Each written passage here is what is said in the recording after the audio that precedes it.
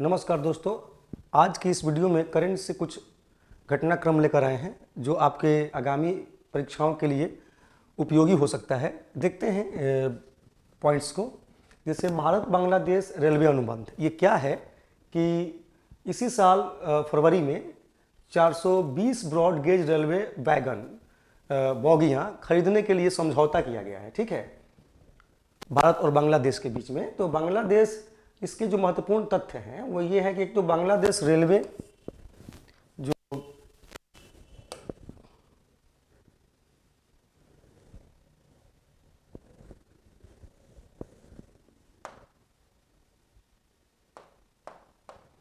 Bangladesh railway और Hindustan engineering industry limited, ये वाला पॉइंट ध्यान रखिएगा। ठीक है, बांग्लादेश रेलवे और हिंदुस्तान इंजीनियरिंग इंडस्ट्रीज लिमिटेड के बीच ये समझौता ढाका में किया गया और इसमें 231 करोड़ मूल्य का, इसमें 31 करोड़ टके मूल्य का यह समझौता है जिसको 27 महीने के भीतर प्रयास करना है कि लागू किया जाए। और यह परियोजना rolling stock operation improvement project के तहत किया जा रहा है। तो rolling stock operation improvement project, आप इस पॉइंट्स को भी ध्यान रखेंगे इस करंट की घटना में कि rolling stock operation improvement project के तहत बांग्लादेश सरकार और एशियाई विकास बैंक, ये सब बहुत इंपॉर्टेंट है। बांग्लादेश सरकार और एशियाई विकास बैंक के संयुक्त वित्त पोषण से ये इम्प्लीमेंट की जाएगी।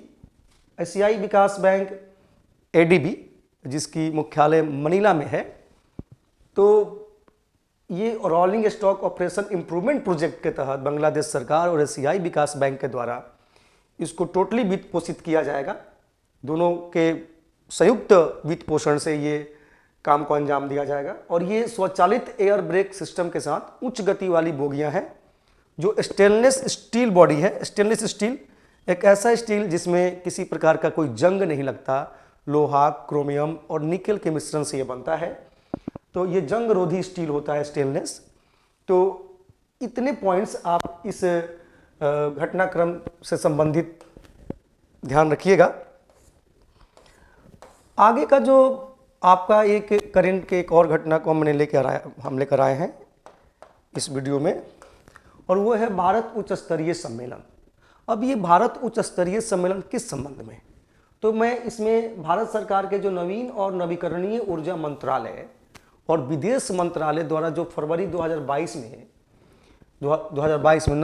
नवीकरणीय ऊर्जा पर आसियान और भारत उच्च स्तरीय सम्मेलन आयोजित किया गया है। अब ये जो आसियान भारत के बीच में जो उच्च स्तरीय सम्मेलन हुआ है नवीकरणीय ऊर्जा को लेकर, नवीकरणीय ऊर्जा अभी विशेष तौर पे किस पे जोर है? वन सन, वन वर्ल्ड, वन ग्रिड पे जोर है। तो इससे संबंधित जो मूल विषय हैं, ठीक है, और खासकर आसियान देश जुड़ा हुआ है, तो आसियान भी एक महत्वपूर्ण, आसियान तो अपने आप में एक इंपॉर्टेंट टॉपिक है जिससे क्वेश्चंस ट्रेडिशनली आते रहते हैं। ठीक है, तो वो भी हम देखेंगे, कुछ अगर समय मिलता है तो आसियान पे भी एक वीडियो लेकर आएंगे। तो सम्मेलन का जो विषय है कि एकीकृत नवीकरणीय बाजार के लिए अनुभव और नवाचार, ये इस सम्मेलन का विषय है। एकीकृत नवीकरणीय बाजार के लिए अनुभव और नवाचार, experience and innovations for integrated renewable market, इस सम्मेलन का मूल विषय था, जिसमें आसियान जो देश हैं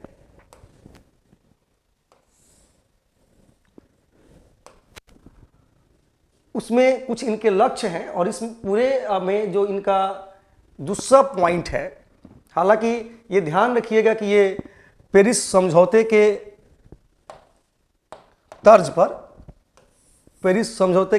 पर ही जलवायु परिवर्तन समन प्रयासों के समर्थन करने और सतत विकास लक्ष्यों को पूरा करने में योगदान देता है। इस आधार पर ये सम्मेलन किया गया है। आगे अगर देखेंगे कि आसियान ने 2018 में आसियान की कुल जो प्राथमिक ऊर्जा आपूर्ति में नवीकरणीय ऊर्जा का 13.9% हिस्सा जो है उसने हासिल किया था, जिसमें अभी जो 2025 तक इसका लक्ष्य है वो ये है कि नवीकरणीय ऊर्जा प्रणाली की स्थापना द्वारा 2025 तक कुल प्राथमिक ऊर्जा आपूर्ति में नवीकरणीय ऊर्जा की लगभग 23% हिस्सेदारी, आसियान की स्थापित बिजली क्षमता में नवीकरणीय ऊर्जा के 35% हिस्सेदारी को हासिल करने का ये लक्ष्य रखा है। ठीक है, आसियान देशों ने। तो इस लिहाज से ये महत्वपूर्ण हो जाता है, ध्यान रखेंगे। और खासकर इस पॉइंट्स में अगर सबसे महत्वपूर्ण ध्यान रखने योग्य है तो वो है इस सम्मेलन का विषय एकीकृत नवीकरणीय बाजार के लिए अनुभव और नवाचार। अगर हम आज के करेंट घटना की जो अंतिम पॉइंट पे चले, आज हम 3 ही घटनाक्रम लेकर आए हैं इस वीडियो में। वो है बहुराष्ट्रीय पनडुब्बी रोधी युद्ध अभ्यास सी ड्रैगन 22। दरअसल सी ड्रैगन जो 22 है वो भारतीय नौसेना के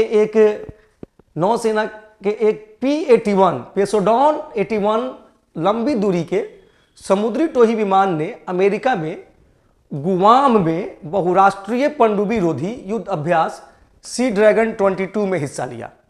अब ये जो सी ड्रैगन, तो ये अमेरिका का ही एक वार्षिक युद्धाभ्यास है, राष्ट्रीय युद्धाभ्यास है, बहुराष्ट्रीय युद्धाभ्यास है। तो इसमें भारतीय नौसेना के एक P-81 लंबी दूरी के समुद्री टोही विमान ने अमेरिका में गुआम बहुराष्ट्रीय पनडुब्बी रोधी युद्धाभ्यास सी ड्रैगन में हिस्सा लिया। तो ये जो हमने यहाँ पढ़ा बहुराष्ट्रीय पनडुब्बी रोधी युद्धाभ्यास, तो ये किसका है? अमेरिका का ही है। ठीक है, जो लास्ट पॉइंट्स में आपको क्लियर हो जाएगा। तो ये आपको ध्यान रखना है। गुआम को मैं मैप पे क्लियर कर दूंगा कि गुआम मतलब अमेरिका, मतलब आप सीधे बड़का अमेरिका पर ध्यान मत लेके चले जाइएगा। गुआम एक आइलैंड है जिसपे प्रशासनिक नियंत्रण अमेरिका का ही है, पैसिफिक ओशियन में ये आइलैंड है। देखते हैं, मैप पे भी देख लेंगे। और इस अभ्यास में क्वाड देश आपको पता ही है। क्वाड देश में भारत आपको पता ही है, अमेरिका पता ही है, ऑस्ट्रेलिया पता ही है, जापान पता ही है, और इसके साथ साथ कनाडा, दक्षिण कोरिया की भी भागीदारी देखी गई है।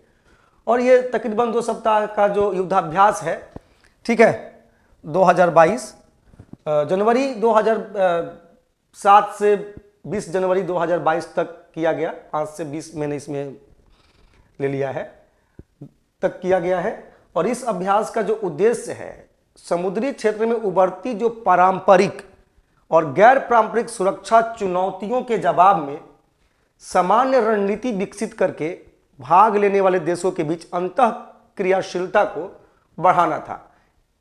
अंतः क्रियाशीलता, आपस में एक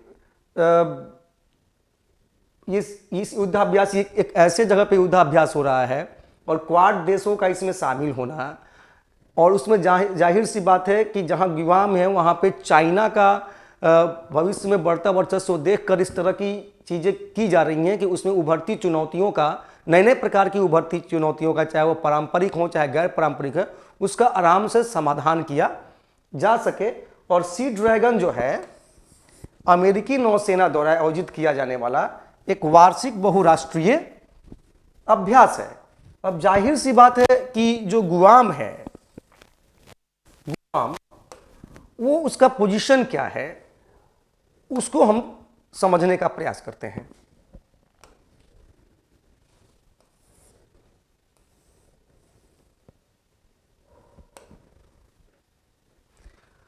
तो गुआम का जो पोजीशन है वो देखिए, ये आपका ऑस्ट्रेलिया है, ये जो इंडोनेशिया का पार्ट है, ये साउथ ईस्ट एशियन जो आइलैंड है आपको दिखाई दे रहा है।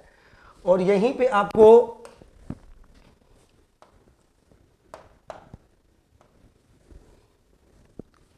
आपको दिखाई दे रहा है गुआम, पूरा पैसिफिक ओशियन है। ठीक है, इसी पैसिफिक ओशियन के इस गुआम आइलैंड पे ये प्रैक्टिस किया गया है। ठीक है, ड्रैगन 22। और ये पूरा जो एरिया देख रहे हैं, इस एरिया में चाइना का बढ़ता वर्चस्व को देखते हुए, है ना, इस तरह के क्वाड संगठन जो काम कर रहा है वो इसी एरिया में अपनी स्थिति को मजबूत बनाने के लिए कर रहा है। सो बहुत इंपॉर्टेंट, और इस तरह का युद्धाभ्यास अमेरिका के द्वारा एक बहुत रणनीतिक अभ्यास माना जाना चाहिए, है ना, वैश्विक पॉलिटिक्स में, वर्ल्ड पॉलिटिक्स में। तो हम समझते हैं कि आइलैंड भी आपका क्लियर है, पैसिफिक ओशियन का आइलैंड, और ये आइलैंड का पोजीशन देख लिया, अमेरिका का पोजीशन ये है, ठीक है। और ये जो एरिया है अगर ज्वाइन कर दे तो लगभग यही पड़ेगा। तो ये आपको देखने से लग रहा है कि जैसे कि मेन अमेरिका में हो, तो मेन अमेरिका में नहीं है, एक आइलैंड है और ये पैसिफिक ओशियन के अंदर है, और इसी गुआम के तट पर सी ड्रैगन 22 हुआ है। तो ध्यान रखिएगा। आज की वीडियो में बस इतना ही। नेक्स्ट वीडियो में कुछ और लेकर आने का प्रयास करेंगे। धन्यवाद।